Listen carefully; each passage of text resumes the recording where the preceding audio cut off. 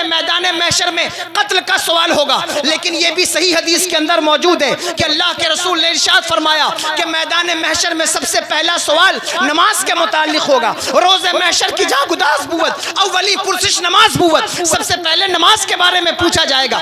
یہ بھی حدیث ہے کہ سب سے پہلے قتل کا سوال ہوگا، یہ بھی حدیث ہے کہ سب سے پہلے نماز کا سوال ہوگا۔ اب بظاہر دو حدیثیں متضاد ہیں تو حدیث کو تطبیق دیا جائے گا۔ کیسے تطبیق دیا جائے گا؟ محدثین کہتے ہیں اس طرح سے کیا جائے گا کہ مسئلہ یہ ہے کہ حقوق اللہ میں جو سب سے پہلا سوال ہے وہ نماز کے بارے میں ہے، اور حقوق العباد میں جو سب سے پہلا سوال ہے وہ قتل کے بارے میں ہے کہ اگر تم نے کسی کا ناحق قتل کیا ہے تو سب سے پہلے قتل کے بارے میں پوچھا جائے گا، لیکن حقوق اللہ میں اگر کوئی سوال ہے تو وہ نماز کا سوال ہے۔ اب یہاں بھی حدیثیں بظاہر متضاد ہیں کہ سب سے پہلے لا کو پیدا کیا، یا سب سے پہلے قلم کو پیدا کیا، یا سب سے پہلے حضور کے نور کو پیدا کیا۔ کیسے تطبیق دیا جائے؟ اگر میں محدثین کی زبان میں جواب دوں گا رات گزر جائے گی اور ہو سکتا ہے بات آپ کے سمجھ میں نہ آئے۔ آپ کو شاعری بہت سمجھ میں آتی ہے، اس لیے میں ایک شاعر کی زبان میں حدیث کو تطبیق دیتا ہوں، لیکن میں کسی اور شاعر نہیں بلکہ اس شاعر کی بات کرتا ہوں جس نے کبھی کہا تھا کہ کی محمد سے وفا تو نے تو ہم تیرے ہیں، یہ جہاں چیز ہے کیا لوح و قلم تیرے ہیں۔ جس نے کبھی کہا تھا دشت تو دشت ہے دریا بھی نہ چھوڑے ہم نے، میرے ظلمات میں دوڑا دیے گھوڑے ہم نے۔ جس نے کبھی کہا تھا ہو اگر ابراہیم سے ایما پیدا آگ کر سکتی ہے انداز گلستہ پیدا۔ شاعر مشرق قلندر لاہوری ڈاکٹر اقبال سے پوچھا گیا کہ اللہ نے سب سے پہلے کس کو پیدا کیا، لوح کو، قلم کو، یا مصطفیٰ جان رحمت کے نور کو؟ شاعر مشرق پکار اٹھے، انہوں نے کہا یا رسول اللہ لوح بھی تو قلم بھی تو، تیرا وجود الکتاب۔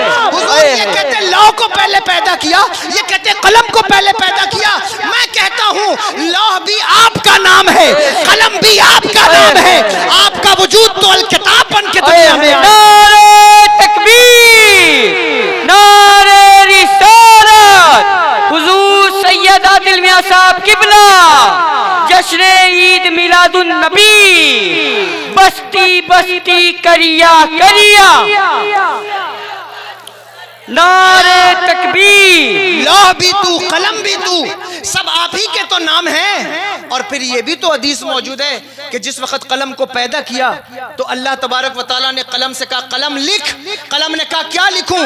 ارشاد ہوا ما کانا وما یکون، جو ہو چکا ہے وہ بھی لکھ دے، جو ہونے والا ہے وہ بھی لکھ دے۔ اب ذرا عقل کے اندھوں سے پوچھو کہ اگر قلم پہلی تخلیق ہے تو وہ کون سی چیز ہے جو ہو چکی ہے جس کا لکھنے کا حکم دیا جا رہا ہے؟ پتا چلا قلم سے پہلے جو چیز ہے وہ کوئی اور نہیں بلکہ نور مصطفیٰ ہے۔ یہ تخلیق مصطفیٰ ہے۔ آپ جانتے ہیں یہ مشہور حدیث ہے، آپ نے سنا، علماء بیٹھے ہیں، حضور نے حضرت جبریل سے نہیں پوچھا کہ جبریل بتاؤ تمہاری عمر کتنی ہے، پوچھا تھا نا، حضور نے پوچھا اے جبریل بتاؤ تمہاری عمر کتنی ہے۔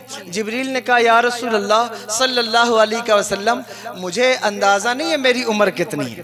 شاید ہماری بہنیں آج تک حضرت جبریل کے اس جواب کی سنت پر عمل کرتے ہوئے ان سے عمر پوچھا تو وہ کہتے ہیں ہمیں اندازہ نہیں ہماری کتنی عمر ہے، لیکن حضرت جبریل نے اس کا جواب دیا ہے۔ انہوں نے کہا یا رسول اللہ صلی اللہ علیہ وسلم مجھے نہیں پتا کہ میری عمر کتنی ہے، لیکن چوتھے آسمان پر ایک تارا تھا جو 70,000 سال کے بعد ایک مرتبہ چمکتا تھا۔ کتنے سال کے بعد؟ 70,000 سال کے بعد وہ اسٹار ہے جو چمکتا تھا۔ حضور میں نے اس تارے کو، اس اسٹار کو 72,000 مرتبہ چمکتے دیکھا ہے۔ بے شک سبحان اللہ۔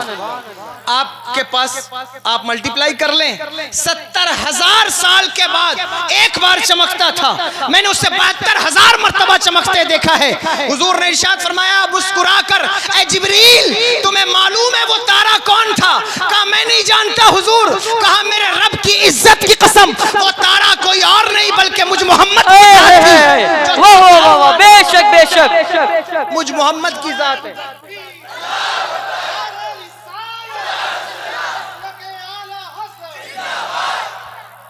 کہا وہ میں تھا، میرا نور تھا جو چوتھے آسمان پر 70,000 سال کی شارحین کہتے ہیں حضرت جبریل نے کہا یا رسول اللہ آپ پھر 70,000 سال تک نظر کیوں نہیں آتے تھے؟ ارشاد ہوا جبریل جب میں سجدے میں چلا جاتا تھا تو میں کسی کو نظر نہیں آتا تھا، جب میں سجدے سے سر اٹھاتا تھا تو تجھے نظر آتا تھا۔ اللہ اکبر کبیرہ۔ اب آپ غور کریں، بتائیں کہ حضور کی عمر کیا ہے؟ آپ اندازہ لگا سکتے ہیں کہ اللہ نے حضور کو کتنی عمر عطا فرمائی؟ بلکہ صاحب روح المعانی حضرت علامہ محمود آلوسی، یہ میں جو اتنے حوالے دے رہا ہوں میں جانتا ہوں آپ کو اس کی ضرورت نہیں ہے، لیکن چونکہ دور ایسا ہے، وقت ایسا ہے کہ ایسے جاہل سوشل میڈیا پر بیٹھے ہوئے ہیں کہ جس وقت آپ کوئی بات کریں اہل سنت والجماعت کے علماء وہ کہتے ہیں ان کے پاس دلیل کوئی نہیں، کسی کتاب کا ریفرنس نہیں پیش کرتے، کسی کتاب کا حوالہ نہیں دیتے، ہوا میں بات کرتے رہتے ہیں۔ ہم سے پوچھو، ہم ٹیکنیکل بات کرتے ہیں، ہم انجینئر جو ہے وہ انجینئرنگ کے زاویے میں بات کرتے ہیں۔ میں کہتا ہوں تم نے علماء اہل سنت والجماعت کو دیکھا نہیں ہے۔ اگر تمہیں کبھی سابقہ پڑ جائے، تم نے کبھی مدرسوں کا منہ نہیں دیکھا، تم نے کبھی اساتذہ کے سامنے زانوِ تلمس طے نہیں کیا، اس لیے تمہیں پتہ نہیں ہے کہ علماء اہل سنت کے پاس دلائل کیسے ہیں۔ اللہ کی عزت کی قسم اس روئے زمین پر ایک ہی جماعت ہے جسے اہل سنت والجماعت کہا جاتا ہے۔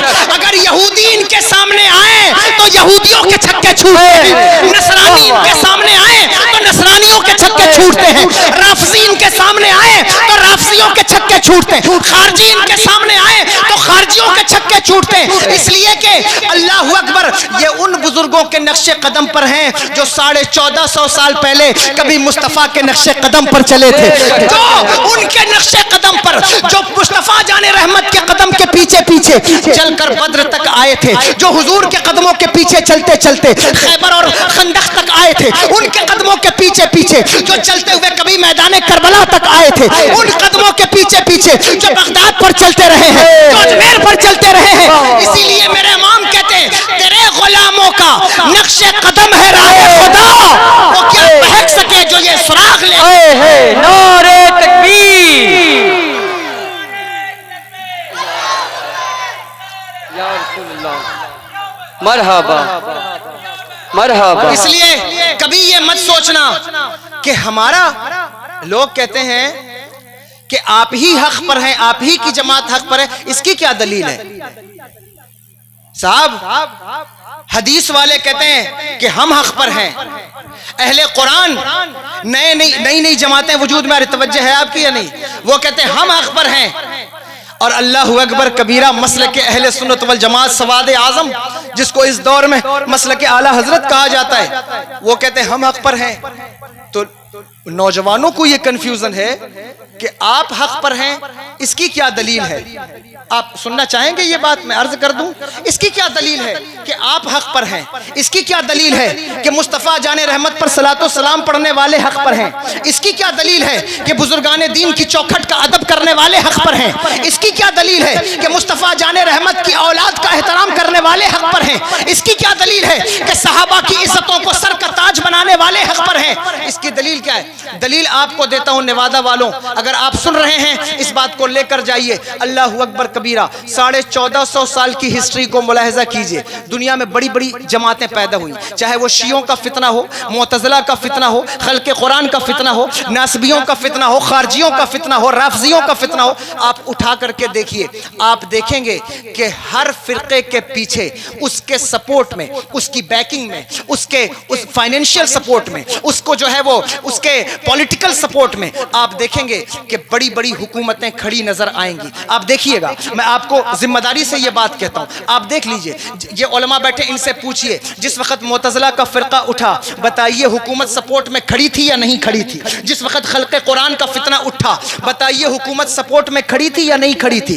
کیونکہ اہل باطل کو یہ خدشہ ہوتا ہے کہ اگر ہمارے پاس پاور نہ ہوا، ہمارے پاس پیسہ نہ ہوا، ہمارے پاس بادشاہت نہ ہوئی، ہمارے سپورٹ میں حکومت نہ ہوئی تو ہمیں چلنے کون دے گا؟ ہمیں تو کچل دیا جائے گا، ہمیں رون دیا جائے گا۔ اس لیے لیے اہل باطل سب سے پہلے پیسے والوں کو، سرمایہ داروں کو، حکومت کو، تخت کو، تاج کو اپنے سپورٹ میں کھڑا کرتے ہیں. اسی لیے ہمیشہ معتزلہ کے پیچھے حکومت کھڑی ہے. خلق قرآن کا فتنہ اٹھا، پیچھے حکومت کھڑی ہے. خارجیوں کے فتنے کو ہر دور کے اندر آپ دیکھیے، آپ دیکھیں گے ان کے سپورٹ میں حکومتیں کھڑی ہیں. اللہ اکبر کبیرہ. آپ دیکھیے رافضیوں کے فرقے کو، آپ دیکھیں گے پورا ایران سپورٹ میں کھڑا نظر آئے گا. اگر کسی کو میری بات پر اعتراض ہو مجھ سے بات کر سکتا ہے، کیونکہ جو میں بات کر رہا ہوں وہ یوں ہی ہوا میں نہیں کر رہا ہوں. علی کی اولاد ہوں، جو بات کر رہا ہوں تقریر کے بعد بھی کوئی مجھے پکڑے میں اس سے بات کر سکتا ہوں. آپ دیکھیں گے کہ پورا ایران سپورٹ میں کھڑا ہوا ہے. اللہ اکبر کبیرہ. مصطفیٰ جان رحمت کے چہیتوں اور لاڈلوں کی قبروں پر بلڈوزر چلانے والی سعودی، یہ جو سعودی فرقہ ہے جسے ہم وہابی فرقہ کہتے ہیں، آپ دیکھیں گے پورا سعودیہ سپورٹ میں کھڑا ہوا ہے. اگر کوئی میری بات سے انکار کرے تو وہ یہ جو ہے وہ صراحتاً انکار کر جائے گا. لیکن آپ غور کریے کہ وہ فرقے کے سپورٹ میں حکومت کھڑی ہے یا نہیں کھڑی. آپ دیکھتے چلے آئیں 1450 سال کی تاریخ میں ہر فرقے کے پیچھے حکومت، کیپٹلسٹ آپ کو سپورٹ میں کھڑے ملیں گے. لیکن اہل سنت والجماعت کی یہ جماعت 1450 سال کی اس تاریخ پر نظر ڈال کر دیکھو، یہ جماعت کبھی بادشاہوں کی غلام نہ رہی، یہ جماعت کبھی حکومت کی غلام نہ رہی. یہ وہ جماعت ہے جس کو بادشاہوں نے نہیں پالا، اس جماعت نے بڑے بڑے بادشاہوں کو. یہ وہ جماعت ہے فقیروں کو بھی پالا، بادشاہوں کو بھی پالا.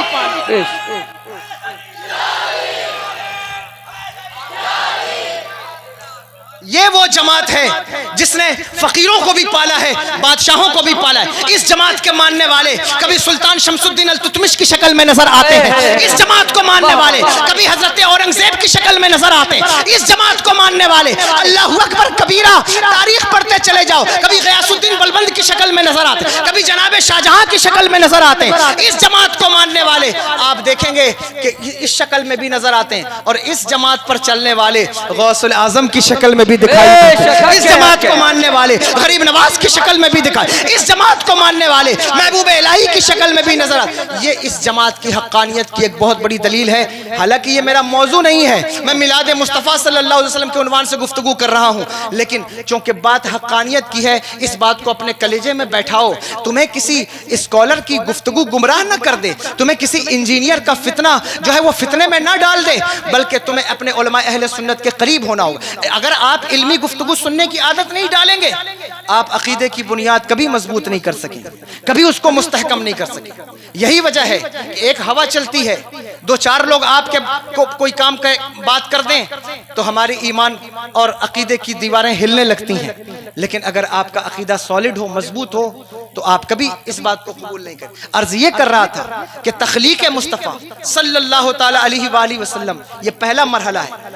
حضرت علامہ محمود آلوسی یہ جو آیت ہے وَإِذَا أَخَذَ اللَّهُ مِيثَاقَ النَّبِيِّينَ لَمَا آتَيْتُكُمْ، اس آیت کے ذیل میں لکھتے ہیں، فرماتے ہیں کہ ہمارا رسول حقیقی ہے، ہمارا رسول نبی مطلق ہے.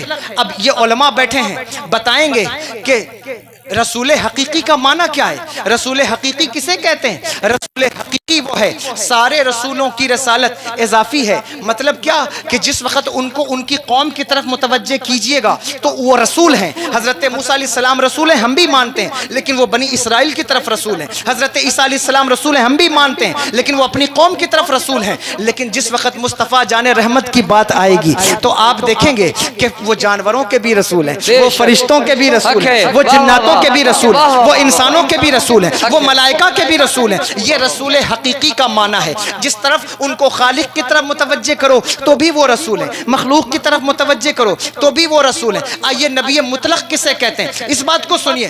نبی مطلق وہ ہوتا ہے، علامہ محمود آلوسی لکھتے ہیں، نبی مطلق وہ ہوتا ہے کہ جس کی نبوت کے راستے میں کوئی زمانہ مانے نہ ہو. یعنی کہ ہر نبی اپنے اپنے زمانے کا نبی ہے، لیکن ہمارا نبی وہ نبی ہے. خود ارشاد فرمایا، پوچھا گیا حضور آپ کو نبوت کب ملی؟ کہا جس وقت آدم مٹی اور پانی کے درمیان تھے اس وقت بھی میں نبی تھا. یعنی کہ کوئی زمانہ ایسا نہیں ہے، وہ ہر زمانے کا نبی ہے، ہر جماعت کا نبی. اسی لیے تو جبریل پکار کر کہتے ہیں ہمارا نبی، اسرائیل پکار کر کہتے ہیں ہمارا نبی، میکائیل پکار کر کہتے ہیں ہمارا نبی، حور و غلمان پکار کر کہتے ہیں ہمارا نبی، فرشتے کہتے ہیں ہمارا نبی، اللہ اکبر براق کہتا ہے ہمارا نبی، اللہ اکبر انسان کہتے ہیں ہمارا نبی، صدیق اکبر کہتے ہیں ہمارا نبی, ہرن کہتا ہے ہمارا نبی, اللہ اکبر, سانپ کہتا ہے ہمارا نبی. اسی کو میرے امام نے بیان کیا, جیسے سب کا خدا ایک ہے ویسے ہی ان کا ان کا تمہارا ہمارا نبی, اولیاء سے رسول اور رسولوں سے اعلیٰ ہمارا. نعرے تکبیر, نعرے رسالت, شہزادے حضور نہال ملت حضور سید عادل میاں صاحب قبلہ, جشن عید میلاد النبی, لبیک یا رسول اللہ. وہ ہمارا نبی ہے. اس کی تخلیق, پہلا مرحلہ ہے کہ تخلیق کب کیا. دوسرا مرحلہ سنیے, ہم دوسرے مرحلے پر بات کر رہے ہیں جسے میلاد مصطفیٰ صلی اللہ تعالیٰ علیہ وسلم کہا جاتا ہے. کیا کہا جاتا ہے؟ میلاد مصطفیٰ صلی اللہ تعالیٰ علیہ وسلم. حضور کا نور پاک پشتوں سے پاک رحموں میں منتقل ہوتا ہوا آیا ہے. حضور کے دادا کا نام حضرت عبد المطلب.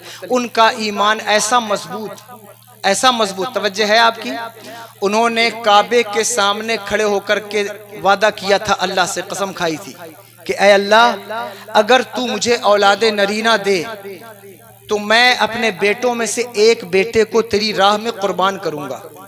یہ کس نے کہا تھا؟ حضور کے دادا حضرت عبد المطلب نے, کہ اگر تو مجھے اولاد نرینہ دے میں اپنے بیٹوں میں سے ایک بیٹے کو تیری راہ میں قربان کروں گا. حضرت مریم سلام اللہ علیہا کی ماں پر لاکھوں سلام, جنہوں نے کہا تھا کہ اے میرے مالک اگر تو مجھے اولاد دے تو میں اپنی اولاد میں سے اولاد کو بیت المقدس کے لیے وقف کروں گی, ذبح کروں گی. یہ نہیں کہا تھا, لیکن حضور کے دادا نے کہا اے اللہ اگر تو مجھے اولاد دے تو میں اس میں سے ایک بیٹے کو تیری بارگاہ میں قربان کروں گا. اللہ نے انہیں 10 بیٹے عطا فرمائے. کتنے؟ 10 بیٹے عطا فرمائے. اور 10 بیٹے عطا فرمائے جب حضرت عبداللہ جو میرے آقا کے والد ہیں ان کی عمر 18 سال ہوئی تو حضرت عبد المطلب کو اپنا وعدہ یاد آیا. انہوں نے اپنے بیٹوں کو سامنے کھڑا کر کے کہا اے میرے بیٹوں, میں نے اللہ سے وعدہ کیا تھا کہ جب اللہ مجھے اولاد دے گا میں اس میں سے ایک بچے کو رب کی بارگاہ میں قربان کروں گا. بتاؤ کیا میرے اس وعدے کو پورا کرنے میں تم میرے ساتھ کھڑے ہو؟ بچوں نے گردن جھکا کر کہا ابا آپ ہم میں سے جس کو چاہیں اللہ کی بارگاہ میں قربان کر دیں. اللہ اکبر. انہوں نے کہا نہیں, میں قرعہ ڈالوں گا, سب کا نام لکھ کر پرچی ڈالوں گا, جس کا نام نکلے گا اس کو رب کی بارگاہ میں قربان کروں گا. جب انہوں نے قرعہ ڈالا تو پرچی میرے آقا کے والد گرامی کے نام کے نکل آئی, حضرت عبداللہ. اللہ اکبر. ایسے خوبصورت, ایسے حسین و جمیل کہ اللہ اکبر کبیرہ, مکے کی جس گلی سے گزر جائیں اس گلی کی عورتیں اپنا کاروبار چھوڑ کر ان کو دیکھنے گھر سے باہر نکل آئیں. جن کے نکاح کی حسرتیں مکے کی عورتیں اپنے دل میں پالتی رہیں, وہ جس درخت کے نیچے سے گزر جائیں وہ درخت سرسبز و شاداب ہو جائے. وہ جس زمین پر قدم رکھ دیں اللہ اس زمین کو ہریالی عطا فرما دے. ایسا حسن اللہ نے حضرت عبداللہ کو عطا فرمایا, میرے آقا کے والد گرامی. اور کیوں نہ ہو اللہ اکبر. وہ نور, اس نور کی خیرات جس کو ملے وہ حسینوں میں حسین ہو جائے, پھر وہ نور جس کی پیشانی میں جلوہ گر ہو, اس کے حسن کا عالم کیا, اس کی خوبصورتی کا عالم کیا. اللہ اکبر کبیرہ. مصطفیٰ جان رحمت سرور دو عالم صلی اللہ تعالیٰ علیہ وسلم پر نبوت کا دروازہ بند ہو گیا, لیکن ابھی یہ تذکرہ کرتے ہوئے انہوں نے کہا کہ سید صاحب بڑے خوبصورت ہیں, یہ اللہ کا شکر, اللہ نے مجھے جیسا بنایا. لیکن اگر آپ ائمہ اہل بیت کی تاریخ پڑھ لیں تو آپ کو پتا چلے کہ اللہ نے انہیں حسن کیسا عطا فرمایا تھا, اللہ نے انہیں کیسا حسن عطا. حضرت امام علی رضا, یہ حضرت اللہ اکبر امام حسین کی اولاد میں ہے نا, ان کو اللہ نے ایسا حسن دیا تھا کہ چہرے پہ نقاب ڈال کر چلتے تھے. اگر نقاب ہٹا دیتے تو لوگ آگے پیچھے ہجوم لگا کر دیدار کے لیے اتنے اکٹھا ہوتے کہ چلنا دشوار ہو جاتا. وہ حسن اللہ نے عطا فرمایا. تو حضور کے والد حضرت عبداللہ رضی اللہ تعالیٰ عنہ کو کتنا حسن دیا ہوگا, کیسے حسین تھے, کیسے خوبصورت تھے کہ مکے کی عورتیں ان سے نکاح کرنا چاہتی تھی. اللہ اکبر. حضرت عبد المطلب رضی اللہ تعالیٰ عنہ نے ان کو لیا اور قربان گاہ کی طرف چلے. ختم کر دوں.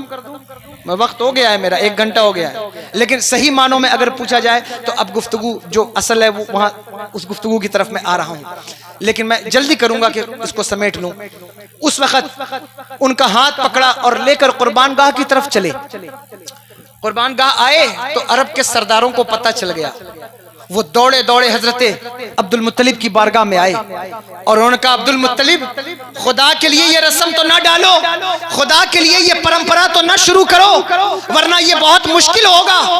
اپنے چاند سے بیٹے کو قربان کرنا چاہتے ہو، اپنے چاند سے بیٹے کو ذبح کرنا چاہتے ہو، یہ نہ کرو۔ اللہ اکبر۔ حضور کے دادا حضرت عبد المطلب کا ایمان دیکھو، انہوں نے کہا نہیں، میں نے اللہ سے وعدہ کیا ہے، میں ضرور اپنے وعدے کو پورا کروں گا۔ جب انہوں نے بات کی تو عرب کے سرداروں نے کہا کہ ہم علماء یہود سے پوچھتے ہیں کہ کیا اس کا کوئی حل نکل سکتا ہے، کوئی اس کا بدل نکل سکتا ہے کہ ان کی جان بھی نہ جائے اور تمہاری قسم بھی پوری ہو جائے؟ تو انہوں نے علماء یہود کی طرف توجہ کی۔ مختلف روایتوں کے ساتھ بیان کر رہا ہوں۔ بعض نے لکھا کہ حجاز کی حرافہ کو تلاش کیا گیا، وہ خیبر میں تھی، یہ سرداران مکہ اس کے پاس پہنچے۔ یہاں رک کر ایک بات کہنا چاہتا ہوں، اس سے پتہ چلتا ہے کہ اس زمانے میں بھی لوگوں کا کوئی مسئلہ پھنس جائے تو وہ جاننے والوں کی طرف رجوع کرتے تھے۔ کوئی میرے اوپر یہ الزام نہ لگائے کہ میں عرب کے کاہنوں کو عالم کہہ رہا ہوں، لیکن یہ بات جو اصل بتانا چاہتا ہوں وہ یہ ہے کہ اس کا مطلب یہ ہے کہ وہ جانکار لوگوں کی طرف توجہ کرتے تھے کہ ہمیں جو جاننے والا اس کی طرف توجہ کرے، جس کے پاس سورسز موجود ہیں، یہ جو علم حاصل کرنے کا سورس جس کے پاس ہے اس کی طرف متوجہ ہوں۔ لیکن آج کی یہ کنڈیشن ہے کہ کوئی مسئلہ ہو لوگ سوچتے ہیں علماء کی طرف متوجہ ہونے کی کیا ضرورت ہے، کیونکہ سب سے بڑا پیر، سب سے بڑا حضرت تو حضرت گوگل ہمارے پاس موجود ہے، تو چلو اس میں ٹائپ کرے اور اپنے مسئلے کا حل نکال لیں۔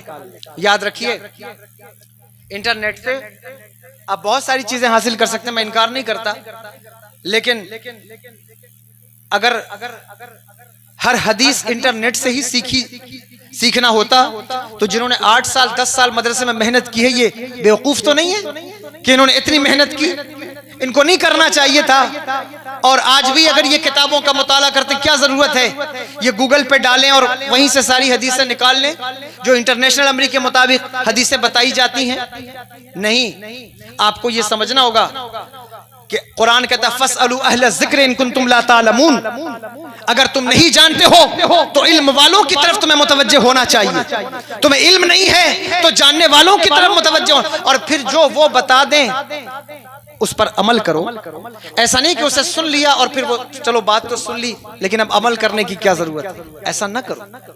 یہی وجہ ہے آج اتنی تقریریں ہوتی ہیں لیکن اس کے باوجود بھی رات بھر لوگ جلسے میں بیٹھے، صبح ان کا روٹین کوئی چینج نہیں ہوتا۔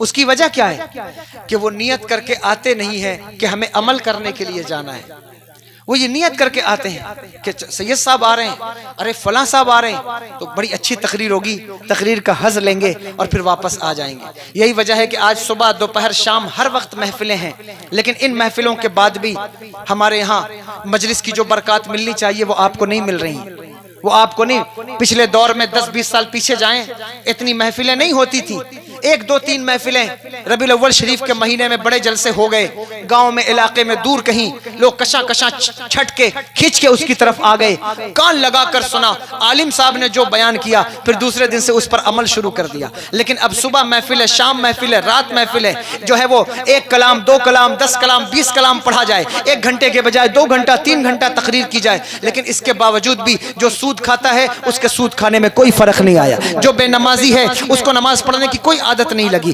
اللہ اکبر، جو لوگوں سے تکبر سے گھمنڈ سے غصے سے ملتا ہے اس کی زندگی میں کوئی چینجنگ نہیں آئی، جو میاں بیوی کے جو ریلیشنز خراب ہیں تقریر سننے کے بعد بھی ان کی زندگی میں کوئی امپرومنٹ نہیں آیا، کوئی تبدیلی نہیں آئی۔ اس کی وجہ یہ ہے کہ آپ جلسے میں اس نیت سے نہیں آتے کہ ہمیں جلسہ سن کر اس پر عمل کرنا ہے، بلکہ اس نیت سے آتے ہیں بعض لوگ، میں آپ سب کی نیت پر شک نہیں کرتا کہ چلو جلسہ سنا جائے گا، تھوڑی دیر پان کھایا جائے گا، تھوڑی دیر چائے پی جائے گی، دیکھا جائے گا کیسی سجاوٹ ہے، دیکھا جائے گا تقریر کیسی ہو رہی ہے، دیکھا جائے گا کتنے اتنے نعرے لگتے ہیں اور اس کے بعد پھر لوٹ کر گھر آ جائیں گے. نہیں, یہ جلسوں کا طریقہ نہیں ہے. جلسوں کا طریقہ یہ ہے کہ جس وقت گھر سے جلسہ سننے کا ارادہ بنے اس وقت وضو کرو, اللہ اکبر کبیرہ, اللہ کا شکر ادا کرو اور بسم اللہ پڑھ کے گھر سے قدم باہر نکالو اور دعا کرو, اے میرے مالک میں تیرے محبوب کی باتیں سننے جا رہا ہوں, تیرا کلام سننے جا رہا ہوں. ساری زندگی مدرسے نہیں جا سکا, ساری زندگی درسگاہ میں بیٹھ کے نہیں پڑھ سکا, ساری زندگی استاد کا چہرہ نہیں دیکھ سکا, لیکن آج میرے محلے میں, شہر میں, گاؤں میں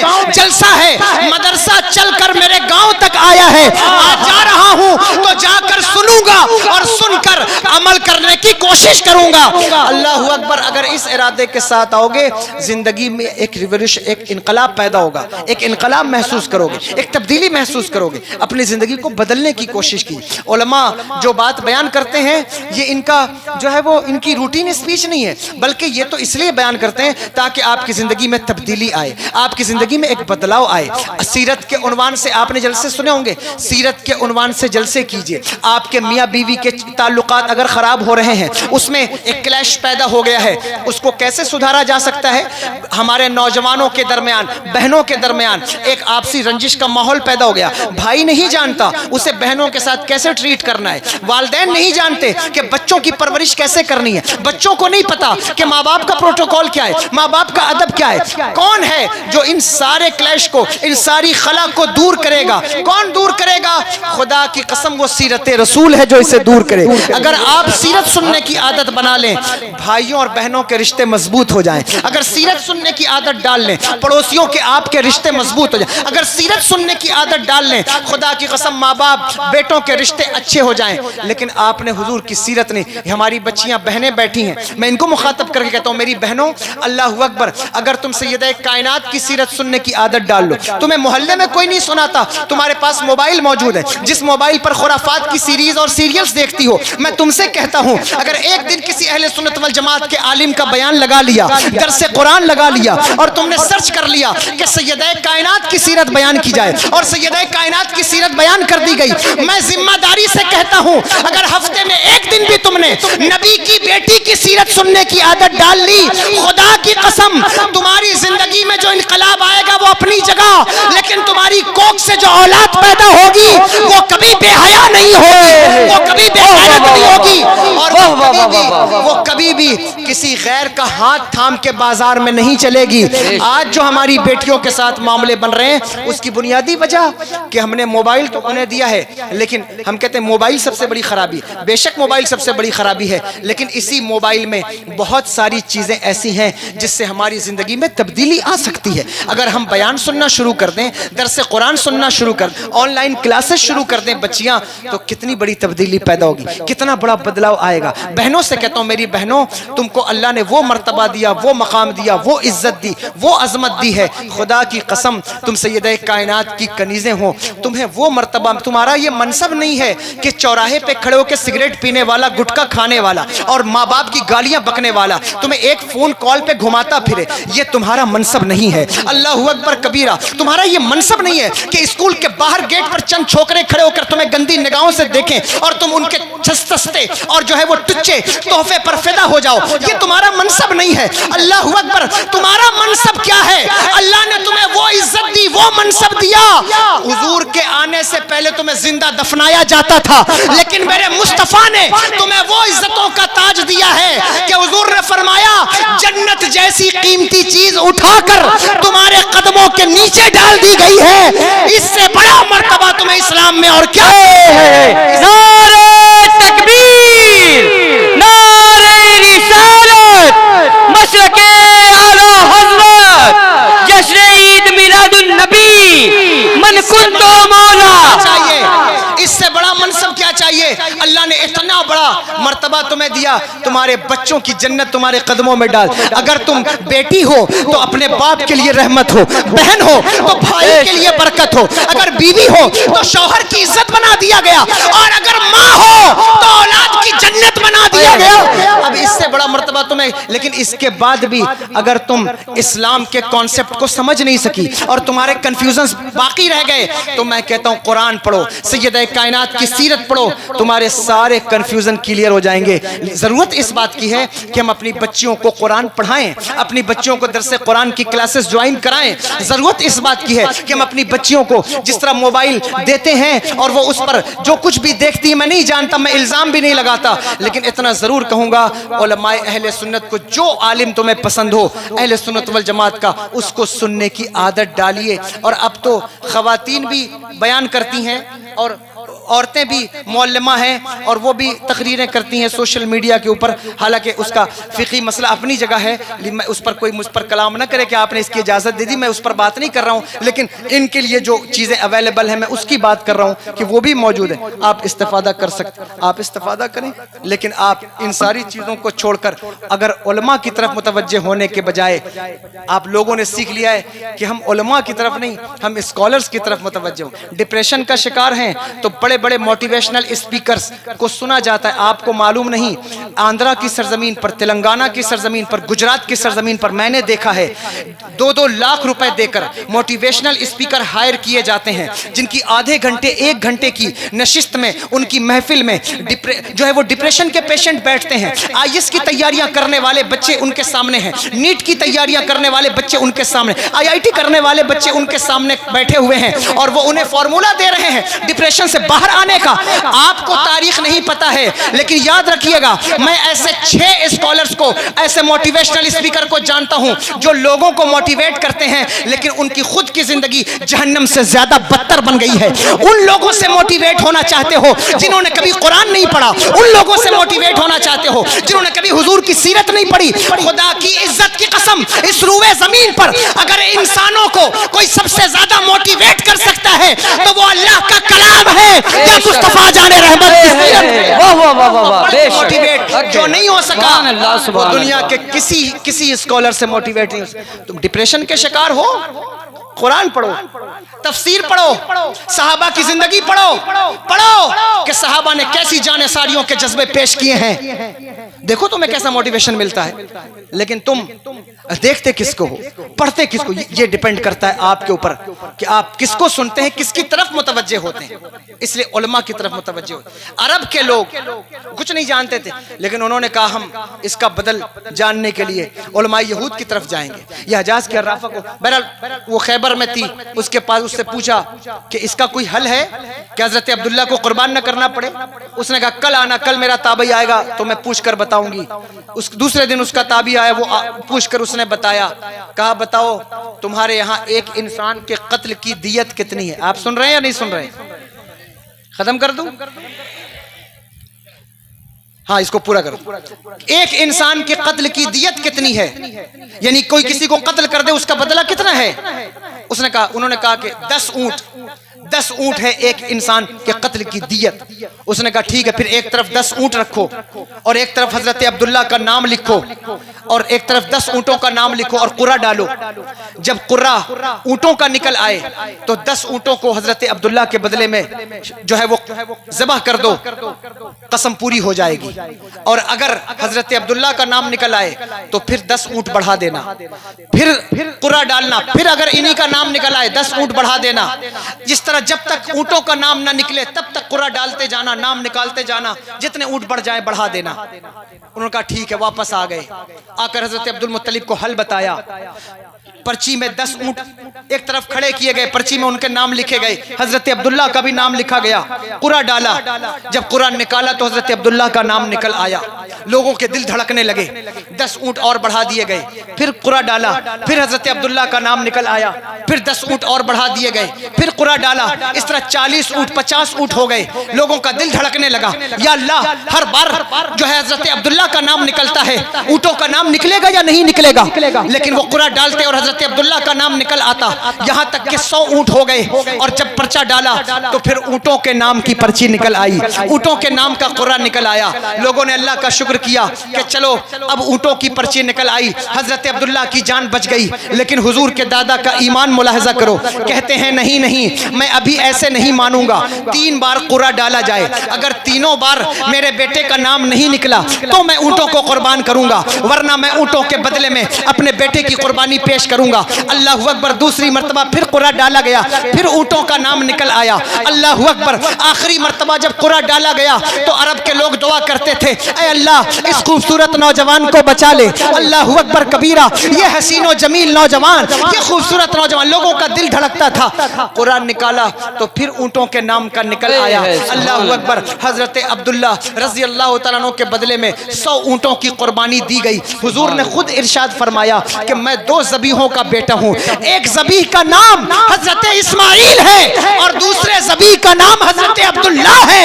ارے تم اس کے ایمان پر گفتگو کرتے ہو جس نے اپنی جان راہ خدا میں پیش کر دی تھی۔ اللہ تبارک و تعالیٰ نے حضرت اسماعیل کے بدلے میں دمبا بھیجا ہے اور حضرت عبداللہ کے بدلے میں 100 اونٹ قربان کیے گئے ہیں۔ مصطفیٰ جان رحمت کے والد کا یہ مقام، میرے دادا جان فرمایا کرتے تھے، میرے شیخ بھی فرماتے ہیں کہ اللہ اکبر، اگر کبھی کوئی کام پھنس جائے، پورا نہ ہو سکے تو حضور کے والدین کے وسیلے سے دعا کرو، یہ آزمودہ نسخہ ہے، اللہ اسے پورا فرما دیتا ہے۔ ان کے ایمان پر ڈسکشن ہوتا ہے۔ وہ ایمان ہے حضرت عبد المطلب کا، وہ ابرہہ نے ان کے 200 اونٹ پکڑ لیے۔ آپ کھڑے ہیں وہاں یا نہیں جہاں سے میں چلا تھا؟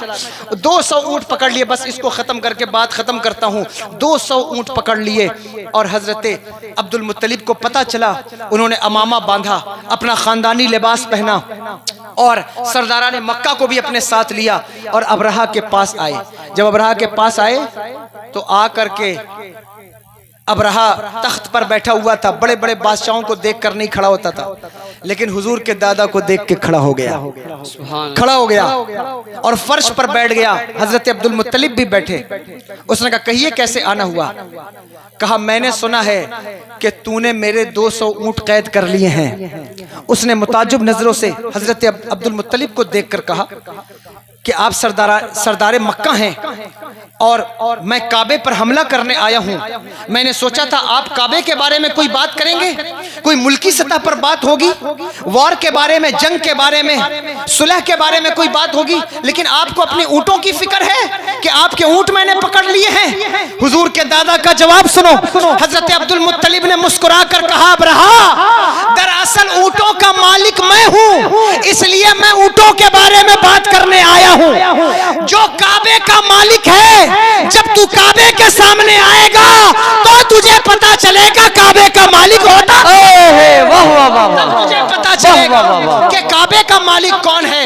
اللہ اکبر۔ کہا میں کعبے کا مالک نہیں، کعبے کا مالک وہ ہے، جب تو کعبے کے سامنے آئے گا وہ تجھے بتائے گا کہ کعبے کا مالک کون ہے۔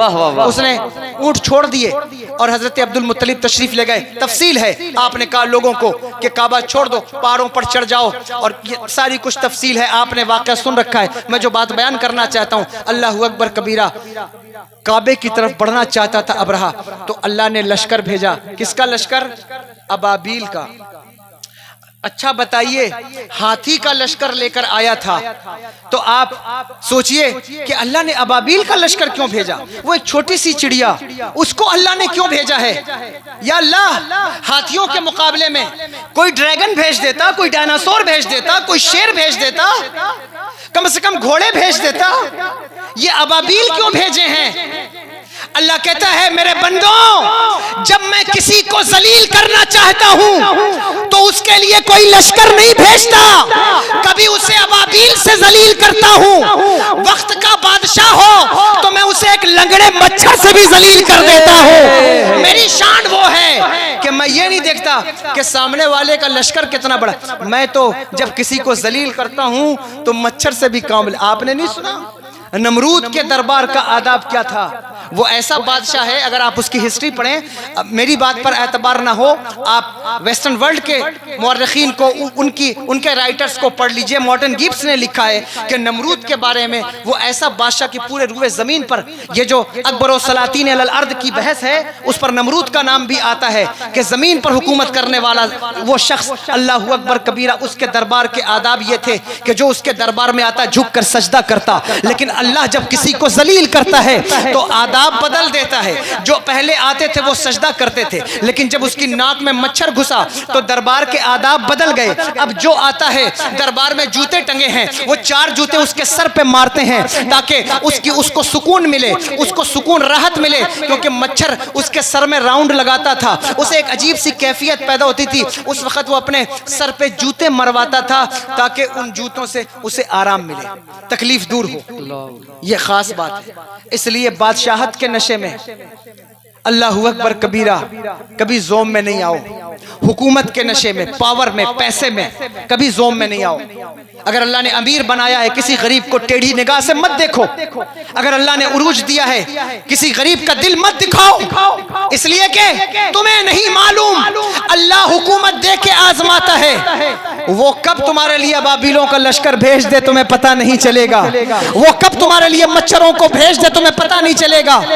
وہ جس وقت آزمائش میں ڈال دیتا ہے اس وقت ساری حکومتیں سائلنٹ ہو جاتی. آپ نے نہیں دیکھا 2 سال پہلے کی بات ہے, جس وقت کووڈ آیا کون کہتا تھا پوری دنیا کے اندر ساری جو ہے وہ کوئی بھی سویدھائیں ہوں, خواہ وہ ٹرین کی سویدھا ہو یا جو ہے وہ ایئر ٹرانسپورٹ ہو, سارا کا سارا ٹھپ ہو کے رکا ہوا تھا. بتاؤ اللہ اکبر کبیرہ, وہ احکم الحاکمین ہے, وہ سارے حاکمین کا حاکم ہے. وہ جس وقت چاہے جس کو چاہے جہاں چاہے وہاں روک دے, وہ جس کو چاہے جہاں چاہے وہاں برباد کر دے. اس نے ابابیل کا لشکر بھیجا, اور معلوم ہے ابابیل کی چونچ میں ایک پتھر دیا جس کے بارے میں کہا من سجیل. توجہ ہے یا نہیں, سن رہے ہیں؟ من سجیل. یہ علماء بیٹھے ہیں, پوچھئے, یہ میری خود کی بات نہیں, تفسیر جلالین پڑھیے, حضرت علامہ جلال الدین سیوطی, بلکہ یہ حضرت جلال الدین محلی کا حصہ ہے, اور امام ساوی نے لکھا ہے. لکھتے ہیں کہ سجیل یہ اصل میں اس کی اصل ہے سنگ گل. سنگ گل اس پتھر کو کہتے ہیں جو کیچڑ سے پکایا گیا ہو آگ میں. کیچڑ کے پتھر, یعنی ان کی اصل پتھر نہیں ہے, وہ کیچڑ کے ہیں, ان کو آگ میں پکایا گیا ہے. اور یہ پتھر کہاں سے آئے تھے؟ امام ساوی لکھتے ہیں یہ پتھر حبشہ کے پتھر تھے. حبشہ سے یہ پتھر منگائے گئے. کیوں؟ کیونکہ سنگ گل اصل میں پرشین کی حکومت رہی ہے کبھی حبشہ پر. حبشہ کہتے ہیں افریقہ کو. یاد رکھیے, جس ملک میں حاکم ہو اور بادشاہ جس ملک کو چھوڑ کر جائے, کچھ چھوڑ کر جائے یا نہ جائے لیکن الفاظ ضرور چھوڑ کر جاتا ہے. الفاظ ضرور چھوڑ کر جاتے ہیں حاکمین. مثال دوں, دیکھیے ہماری ماں بہنیں بیٹھی ہیں, بوڑھی ضعیف عورتیں جنہیں انگلش کا کوئی پتہ نہیں, لیکن یہ گفتگو کرتے ہوئے ایک دوسرے سے گفتگو کرتے ہوئے کہتے فلانی میرے خلاف بڑا پروپیگنڈا کرتی. ان سے پوچھئے پروپیگنڈے کا ترجمہ کیا ہے, ان کو معلوم نہیں, لیکن موقع محل کے اعتبار سے لفظ استعمال کر جاتی ہے. وجہ 200 سال حکومت رہی ہے انگریزوں کی, کچھ چھوڑ کر گئے ہوں نہ گئے ہوں, الفاظ چھوڑ کر گئے ہیں. اللہ اکبر. بڑے بڑے شنکراچار, اور میں کسی دھرم کا مذاق نہیں اڑاتا, نہ میرے نبی نے یہ سکھایا کہ تم کسی دھرم کا مذاق اڑاؤ, میں مذاق نہیں اڑاتا, لیکن یہ حقیقی بات ہے جو میں عرض کر رہا ہوں. بلکہ اردو سے نفرت کرنے والوں کو میں نے دیکھا ہے اپنی اسپیچ میں, اپنی گفتگو میں, گفتگو کرتے کرتے کہتے ہیں یہ اتفاق کی بات ہے. میں کہتا ہوں ان سے پوچھو یہ اتفاق کہاں سے مشتق ہے کہ تم نے یہ لفظ استعمال کر لیا. بلکہ میرا موضوع یہ نہیں ہے لینگویج, ورنہ میں آپ سن سکتے ہیں کہ لینگویج پر ایک گفتگو میری موجود ہے, ہندوستان کی لینگویج. آپ دیکھیں گے اردو ایک ایسی لینگویج ہے کہ اردو سے نفرت کرنے والے بھی بغیر اردو کے کھا پی جی نہیں سکتے. اس لینگویج کا خاصہ یہ ہے, یہ ایسی ڈائیورسو کنجکشن لینگویج ہے, ایک طرف سے توڑتی ہے دوسری طرف جوڑ دیتی ہے. یہ وہ لینگویج ہے. تو بادشاہ کچھ چھوڑ کر جائیں نہ جائیں, لینگویج چھوڑ کر جاتے, ورڈ چھوڑ کر جاتے ہیں. سجیل یہ ہے سنگ گل, کیچڑ کے بنے ہوئے پتھر. حبشہ والے شکار کرتے تھے, ان کا کھانا پینا شکار سے چلتا تھا, وہ کیچڑ کے پتھر بناتے, اس سے شکار کرتے. اللہ نے وہی پتھر استعمال کیا ہے حبشہ کی حکومت کے خلاف. اس سے پتہ چلتا ہے اے لوگوں, جو تم نے سامان کبھی اپنی عیش و عشرت کے لیے بنائے تھے, اللہ چاہے تو اسی سامان کو تمہارے خلاف استعمال کر سکتا ہے. وہ جب چاہے اسی سامان کو تمہارے خلاف استعمال کر. اس لیے اللہ سے ڈرو. یہ تقریر ریکارڈ ہوتی ہے, بیان ریکارڈ ہوتا ہے. میں عام طور پر کہتا ہوں آپ کا تعلق کسی بھی مذہب سے ہو سکتا ہے, آپ ہندو ہو, عیسائی ہو, کرسچن ہو, کسی بھی مذہب سے آپ کا تعلق ہے. پرورش کرنے والی ذات, پالنے والی ذات وہ تمہیں دیکھ رہی ہے. ظلم اتنا نہ کرو کہ حساب دینا مشکل ہو جائے. ظلم اتنا نہ کرو کہ حساب دینا مشکل ہو جائے. جب ظلم کا گھڑا بھر جاتا ہے تو پھر اس کا عذاب صرف آخرت میں نہیں ملتا, اللہ اس کا عذاب اسی دنیا میں عطا کرتا ہے. دوسروں پر ظلم کرنے والوں, اگر اللہ چاہے گا تو تمہاری اولاد تم پر ظلم کرتی ہوئی نظر آئے گی. لوگوں کے گھر توڑنے والوں, لوگوں کی دکانیں جلانے والوں, ظلم اتنا نہ کرو کہ تمہاری اولاد تم پر ظلم کرنے لگ جائے. یاد رکھنا یہ فطرت کا قانون ہے. فطرت کے قانون میں کوئی معافی, شریعت کے قانون سے بڑی پرابلم ہے نا لوگوں کو. یہ شریعت کا قانون نہیں, فطرت کا قانون ہے. شریعت کے قانون میں تو پھر بھی معافی مل جاتی ہے. زنا کرو, اللہ اکبر, پتہ نہیں چلا, اللہ سے توبہ کر لیا, اللہ چاہے معاف کر دے. قتل کیا, اللہ اکبر کبیرہ, کوئی وارث نہیں تھا, اللہ چاہے اور جو ہے وہ اس سے کہے اور وہ معاف کر دے یا وارثین معاف کر دے, معافی مل جائے گی. لیکن فطرت کے قانون میں معافی نہیں ملتی. آگ میں ہاتھ ڈالو گے, آگ جلائے گی, آگ کبھی نہیں چھوڑے گی. تیرنا نہیں آتا, سوئمنگ نہیں آتی, پانی میں کودو گے, پانی تمہیں ڈبائے گا, کبھی معاف نہیں کرے گا. یہ فطرت کا قانون ہے. اسی طرح ظلم کرو گے اور ظلم اٹھاؤ گے تو خدا کی قسم اس کا بدلہ ضرور ملے گا. چاہے وہ کوئی بھی قوم ہو, جو ظلم کرتی ہے اس کو ظلم کا بدلہ ضرور دیا جاتا ہے. اسی لیے عربی کا مشہور مقولہ ہے, فرمایا کہ بڑا مشہور مقولہ ہے کہ الملک یدوم بالکفر ولا یدوم بالظلم. حکومتیں کفر کے ساتھ تو چل سکتی ہیں, ظلم کے ساتھ نہیں چل سکتی. اس لیے ظلم کسی کے اوپر نہ کرو. دیکھو حبشہ کے پتھر تھے اور حبشہ کا وائسرائے ہے ابرہہ, اس کے خلاف استعمال کیا اور وہ پتھر گرے اور وہ کیا ہو گئے, فجعلہم کعصف مأکول, ایسے ہو گئے جیسی چری ہوئی گھاس. اور امام ساوی کہتے ہیں کہ قرآن نے یہاں حسن بلاغت کی وجہ سے ایک لفظ سے اعراض کیا ہے, ورنہ یہاں چری ہوئی گھاس سے مراد گوبر کا معنی ہے کہ جس طرح جانور کھا لے کسی چیز کو اور پھر اس کو خارج کرے تو ایڈریس آپ نہیں کر, اس کو ٹریس نہیں کر سکتے کہ یہ کون سی چیز ہے, کھبڑ ہے کہ گھاس ہے کہ کیا ہے جو اس نے کھایا ہے. قرآن کہنا یہ چاہتا ہے کہ ہم نے انہیں ایسا کر دیا کہ کوئی پہچان نہیں سکتا تھا کہ یہ انسان ہے, کہ جانور ہیں, کہ حیوان ہے, یا کیا چیز ہے, کوئی نہیں بتا سکتا تھا. ہم نے وہ حشر ان کا کیا ہے. کس کا کیا ہے, کس کا حشر کیا ہے, جو کعبے کو توڑنے آئے تھے. بس آخری بات ہے, اس کو سن لیجئے, بات ختم. جو میں نے تخلیق مصطفیٰ کی بات شروع کی تھی اس پر دلیل آ رہی ہے آگے, اس دلیل کو سن لیں, بات ختم ہو جائے گی. اللہ اکبر. اللہ کیا فرماتا ہے, الم ترا کیفا, اے محبوب آپ نے نہیں دیکھا. یہ علماء بیٹھے, پوچھئے استفہام, اس میں استفہام کب استعمال کیا جاتا ہے, جب کسی سے سوال کرنا ہو. اور عرب میں سوال کرنے کے لیے اب استفہام کی قسمیں ہیں, استفہام انکاری ہے, اقراری ہے, استخباری ہے. آپ پوچھ لیجئے کہ اللہ تبارک و تعالیٰ نے جو یہ لفظ استعمال فرمایا استفہام ہے یا نہیں ہے. یعنی اللہ پوچھتا ہے محبوب آپ نے نہیں دیکھا. اس کا مطلب کیا ہے, استفہام انکاری کی مثال آپ کو دیتا ہوں, ابھی آپ کو بات سمجھ میں آئے گی. چھوٹا بچہ روتے ہوئے آپ کے پاس آئے, آ کر کہے ابا اماں نے مجھے مارا ہے, اور ماں کو آپ جا کر کے پکڑیں کہ تو نے میرے بیٹے کو کیوں مارا, اور ماں بیٹے کا گریبان پکڑ کر کہے میں نے تجھے مارا ہے, میں نے تجھے مارا ہے. اس کا مطلب یہ ہے کہ میں نے تجھے نہیں مارا.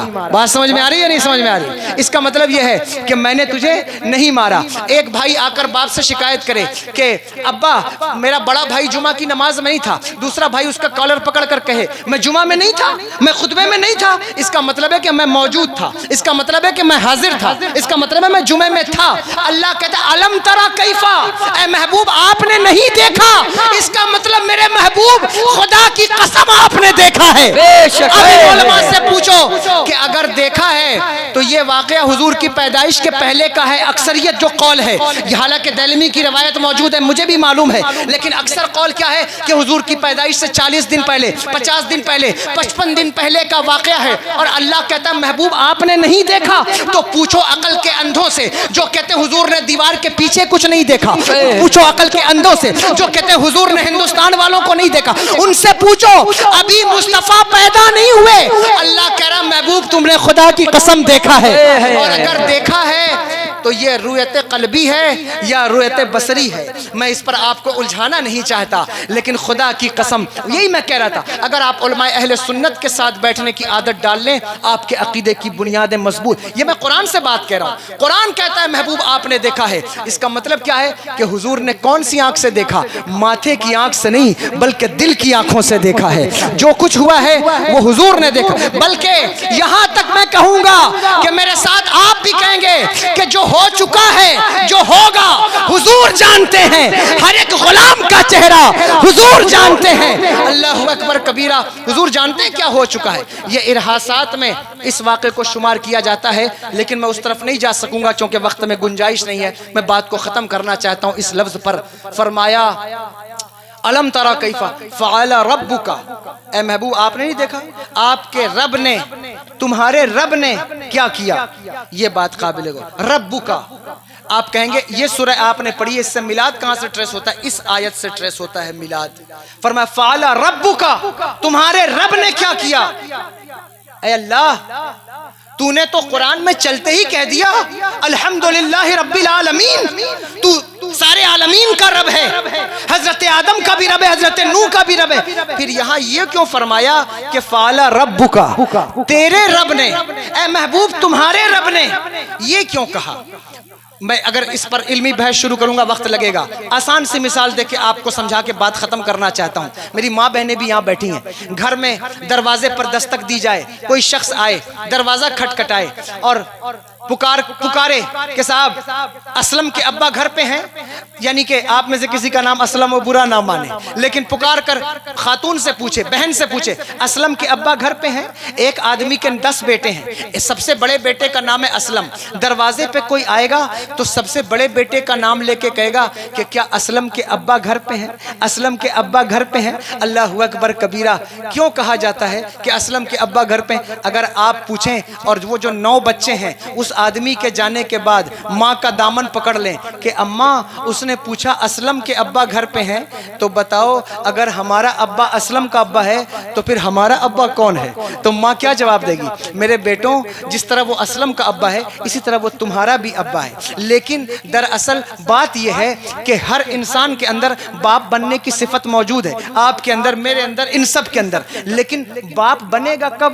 باپ تبھی بنے گا جب اس کے ہاں بچہ پیدا ہو. باپ کہلائے گا کب؟ جب اس کے ہاں بچہ پیدا ہو. جب بچے کی پیدائش ہوگی تب کوئی انسان باپ بنے گا. اب ظاہر سی بات ہے کہ باپ بننے کی صفت موجود ہے، لیکن جب تک بچہ نہ ہو گھر میں اس وقت تک باپ کہلا نہیں سکتا. باپ کہلائے گا کب؟ جب بچہ پیدا ہوگا. بچہ پیدا ہوگا تو باپ کہلائے گا. ماں کہتی ہے دراصل پہلی مرتبہ جس کی وجہ سے یہ باپ کہلوایا ہے نا وہ اسلم ہے، اس لیے ساری زندگی باپ تو تمہارا بھی ہے لیکن پہلے باپ اسلم کا ہے، اس لیے منسوب اسلم کی طرف کر کے پکارا گیا. اللہ کہتا ہے الم ترى کیف فعل ربک. اے محبوب میں آدم کا بھی رب ہوں، نوح کا بھی رب ہوں، موسیٰ کا بھی رب ہوں، ابراہیم کا بھی رب ہوں، لیکن پہلی مرتبہ جس کو پیدا کیا ہے وہ تو ہے، اس لیے میں تیرا رب بن کے تجھ سے بات کر رہا ہوں. فعل ربک. اے محبوب تیرے رب نے کیا کیا؟ یہ خیر ہے. مطلب یہ رب کے، دیکھیے رب کے کچھ اسماء حقیقیہ میں سے ہیں اور کچھ اسماء اضافیہ میں سے. ثبوتیہ سب نے پڑھی ہے، سب جانتے ہیں. اسماء حقیقیہ میں سے کون سے نام ہیں اللہ کے؟ جو ہر آن میں، ہر شان میں، ہر وقت میں، ہمیشہ سے، جب سے وہ ہے وہ اسی طرح اس کا ظہور ہوا ہے. لیکن اسماء اضافی وہ ہیں کہ اس کے لیے مضاف الیہ چاہیے. یعنی رب ایک ایسا نام ہے کہ رب کہتے ہیں پالنے والے کو. رب کا ظہور نام کا اس وقت ہوگا جب کوئی مخلوق ہو، کسی کو پالنے والا ہو، تب تو اسے رب کہا جائے گا. تو اللہ اکبر کبیرہ. اس لیے یا حی یا قیوم یہ اسماء حقیقیہ میں سے. اگر آپ قادری ہیں آپ یا کس سلسلے سے ہیں؟ کون سے سلسلے مرید ہیں؟ کسی بھی سلسلے میں ہو، لیکن چشتی ہو، اشرفی ہو، رضوی ہو، برکاتی ہو، نظامی ہو، اولائی ابو الاولائی ہو، کسی بھی سلسلے کے ہو، لیکن یہ یاد رکھنا کہ کوئی مرید اس وقت تک مرید نہیں ہے جب تک وہ یہ عقیدہ نہ رکھتا ہو قادری کر، قادری رکھ، قادریوں میں اٹھا، قدر عبد القادر قدرت نما کے۔ میں کسی سلسلے کو چھوٹا نہیں کہہ رہا ہوں، لیکن دراصل بات یہ ہے کہ اللہ تبارک و تعالیٰ نے غوث پاک کو یہ مقام دیا ہے۔